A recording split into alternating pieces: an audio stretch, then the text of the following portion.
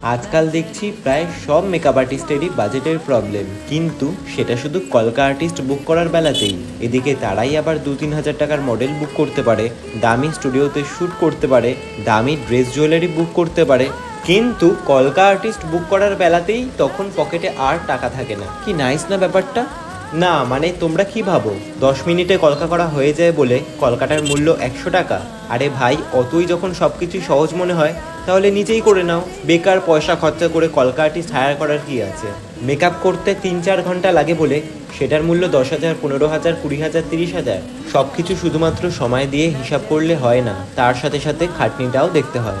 একটা কাজ 10 মিনিটে হয়ে যাচ্ছে বলে যে সেই কাজটার কোনো গুরুত্ব নেই বা সেই কাজটা করতে কোনো খাটনি নেই, এমনটা ভাবা কিন্তু অনেক বড় ভুল। অবশ্য সবাই সব কিছুর মর্যাদা দিতেও পারে না। শুধু একটা কথাই বলবো, এই 10 মিনিটের